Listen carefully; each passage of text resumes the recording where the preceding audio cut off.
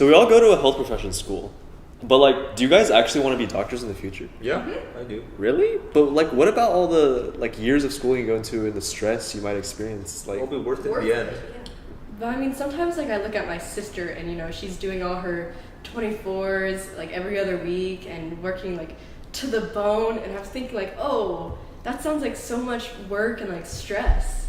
Like, I mean, ever since like COVID, the pandemic, right, there's always been like this big shortage of like nurses and physicians to fill in like spots. So Yeah, I remember over the summer I was like working with a bunch of nurses, and they were like overworked because people wouldn't take their shifts, or there wouldn't be that many, so they had to do like the roles of 2 or 3 other people.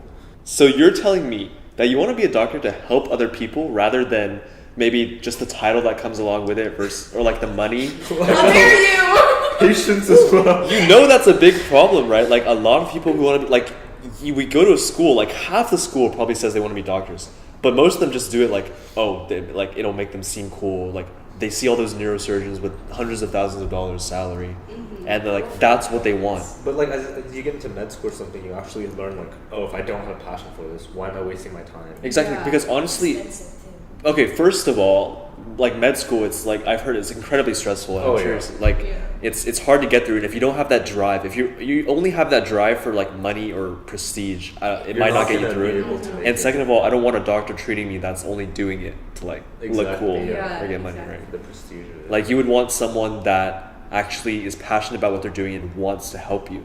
And oh, there's another issue. Like I don't know if you guys have heard, but there have been stories about people like doctors being like sort of not like incompetent, but like providing incorrect diagnosis. Yeah. Yeah. Or like they don't listen to their patients. Like we have a friend whose mom, and I'm like, there's so many other women who've been through things like this where like they go to a doctor saying like, oh, I have like this horrible pain, blah blah blah blah blah, and the doctors will dismiss it like, oh no, it's just like your cycle, it's just your hormones. And then after like, you know, like they suffer for months or years, they finally visit the one doctor that listens to them, and they realize, oh, like it wasn't me this whole time, it was like my crazy hyperthyroidism or like this tumor or something, right? Yeah. Yeah. So I think I saw a figure a few years ago. It's like 50% of adult women are like not correctly diagnosed at the first time, I think. And they have to keep going to the doctor.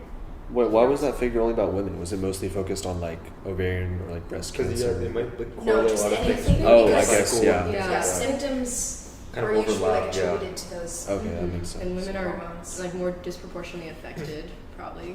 significantly. Oh, and also they say Yeah, and also they say it's because a lot of studies have only been performed on male bodies, especially before like 100 years ago. So, like last year, we were learning about this in world history about like anatomy textbooks hundreds of years ago. They were like people would just dissect the human body and like draw it in the paper or whatever, but they would only do it on male bodies, so the female anatomy wasn't understood very well. Yeah. Yeah. I actually think we might have talked about this 2 episodes ago, in your house, where like what we know about heart anatomy, like it was mostly based off of male heart yeah. structures, right? Oh, about the heart. Yeah, and like now doctors are finding more and more, oh, like actually There's there are differences differences between the two that we genders. yeah. So recently, I've been reading this study. It's called "Psychological Stress Experienced by Healthcare Personnel," and I thought it was really interesting because it kind of encompassed some of the points we were talking about earlier. So what the study was, it was done in Finland actually, but it was a review of a bunch of survey studies, interviewing healthcare workers. So like anywhere from nurses' aides to nurses to physicians. Like surgical So like ward. different levels of knowledge, but encompassing all healthcare professionals. And it really just surveys them about stuff in their daily work life. So stress, like, I don't know, workload, knowledge, and stuff like that. And the 4 key points that I actually got from this study were that, first of all, 90% of all nurses with chronic patients found that their work was meaningful, like they were passionate So about they it. enjoyed doing that, Which which is is pretty what we cool. want Yeah, in that's what we healthcare want. personnel. Yeah. And also, 46% of nurses' aides thought that their knowledge was insufficient for Oh. their workload, which is... So if they didn't feel they were qualified for their I read that and I thought a little about, is that really just they're not good enough, or is there underlying factors such as like The type of overworking? questions. So maybe we can talk about that Okay. later. And also, 47% of surgical nurses in wards felt that their training was insufficient for their procedures. So again, I thought of maybe they have to fill into positions they're not comfortable with. Yeah. And finally, 77% of all respondents surveyed felt that there was too much work to do during their normal work hours, which again, overwork, stress. Overwork, stress. You have to fill in the roles of like 2-3 people just to make sure everything runs smooth. Yeah. So do you guys want to talk about the first point first? I think it's really impactful how 90% of, maybe it's a decently small sample size, 90% of nurses in one hospital in Finland, or maybe like a few hospitals. But I think It's still a good amount. it goes to show that At least we have people who are passionate about doing their job instead of just people who are working for money or Why prestige. would you become a nurse? But- if you're working for Yeah, that also makes you wonder though, like if these people found that they didn't find it meaningful. Like I know that we have a teacher at our school, shout out Miss Baldry, who, she was a nurse for a very long time, and recently she told us that she no longer thought like that job was worth it anymore. Like she's saying her current salary as a teacher is way less, but she didn't find the work like to be meaningful, so that's why she moved jobs. So maybe the reason why the numbers are so high is because the people who didn't find it meaningful, they ended up doing something else, That right? makes sense, yeah. that kind of goes with what we were discussing with earlier, that like, Oh. people who weren't passionate, like And she said, she was being like requested to do other services that were not even related to like the medical field. Because and she- that ties in with our Yeah. yeah. It also reminds me of how I was watching this documentary once about like this one hospital, and this is when they started implementing like all the documentation that doctors have to do all the time, and they were saying how like, oh, with all this documentation, it feels like my work isn't even about helping patients anymore. It's about like doing documents and writing and charting all the time. Making sure- Yeah, I know a lot of doctors talk about like, filling in their postdoc forms and things like that. Yeah. And that takes about like a majority of their work and like just hate doing it. And then they probably don't do it like That's like accurate. as accurate as they need to be. And they're, yeah, they that spend could so be much an of their time on that. They're like, oh, I'm so exhausted from filling out all this paperwork. I have to go do the surgery now. I have to go treat this patient.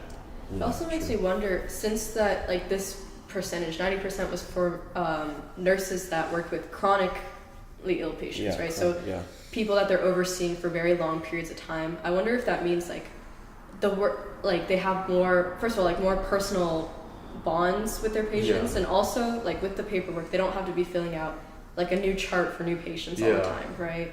So they get to experience more of that like direct helping the patient and like impact. I wonder if that's different with like, I don't know, let's say like a dentist assistant, like they just go in, do the same procedures every day. I wonder if they have that same emotional connection with their work.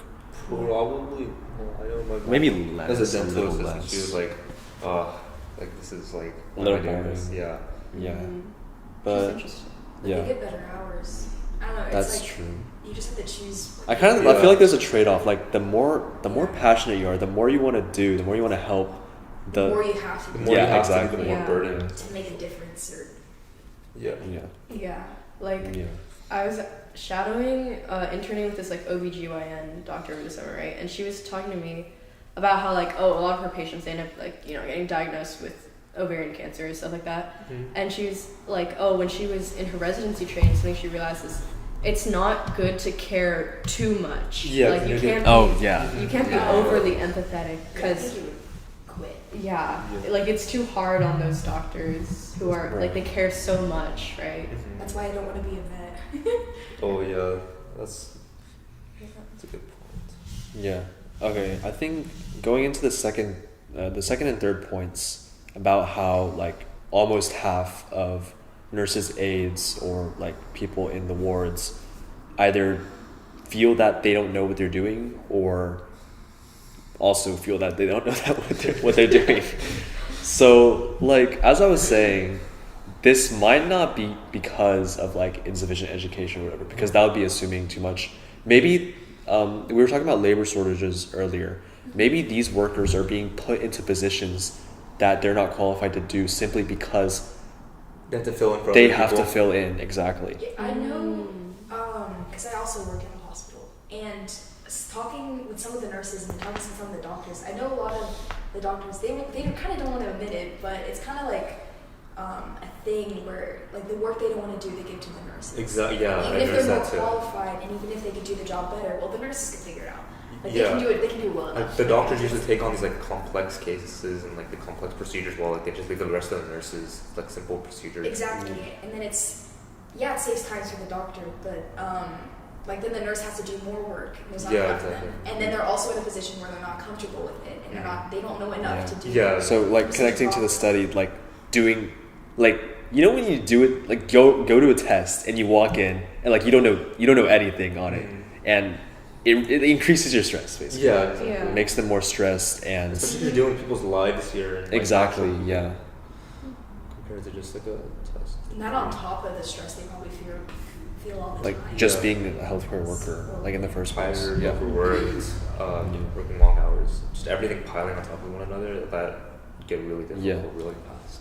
Yeah, and then the final point of the study about working hours, like being a healthcare professional, it's not like you're a 9 to 5 investment Yeah, banker, exactly. 9 to 5 like office worker or whatever. Yeah. Like patients need to be treated not just from 9 to 5. There are Yeah. people coming in at any other Especially on day. holidays. Especially if you're on Yeah. call or something. Like Maybe it's not as like maybe the study didn't encompass surgeons that were on call, but still nurses, they have night shifts as exactly, well. yeah. They have, And sometimes I've seen nurses where they are supposed to do just the day shift and then to fill in for the night shift as well if there's Yeah. not enough. Yeah, and like my sister talks all the time about how like when she comes home, she still has to finish like 3 or 4 more case reports that she didn't get to finish like at the job, right? Right. Yeah. Yeah.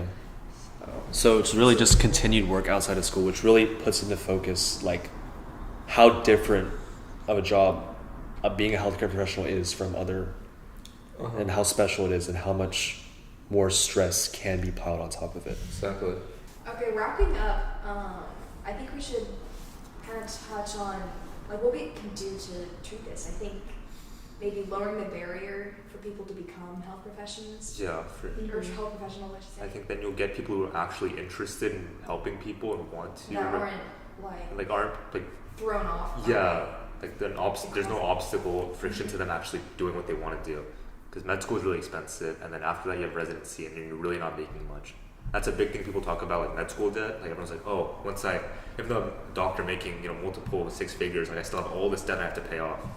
On So- top of college. as Exactly, well. on top of Yeah, undergrad. but I feel like that's a program that's already sort of being implemented in college, and maybe For, a like, little lower less income in people, med school. maybe. Yeah. But like, what if you're, you're like what you if you're don't qualify right- for those yeah, what if you're things. above that Well, mark? yeah. Well, then, And maybe like in other countries they don't have like undergrad, so you can go directly into med school, which helps save money and the time required to become a doctor. You still have to do residency, but you don't have these 4 years before med school where you're like Yeah, and it's very specialized. So rather than going to college and you take math courses and you take exactly. like electives, you take like a language and history and stuff that you're not ever going to use because you know What? what you want to do. What are you gonna say? I was gonna say humanities are incredibly important. No, I agree. Oh, okay. Like what? What is okay? Like, They are important. it's good for I ethics, agree. first of all. But like in the study, I know it's a point you didn't bring up, but wait, I don't think this was in the study. But we talked about it earlier. Like when you specialize, you forget the basics. Uh-huh. That's gonna happen eventually. So I Yeah, think if you're so- committed and you know that's what you want to do, then it's a worthwhile Exactly. option Yeah. to save money, save time, and you can start making money faster, get off your debt, and then Yeah, and encourage more people to become doctors, so we have less shortages, and which helps alleviate a lot of the stress from these healthcare personnel. Facts. I agree. Yeah. So like, I don't know. We've been discussing this for a while now, and I don't know. Like, do you guys still want to be doctors after this? Yeah. Yes.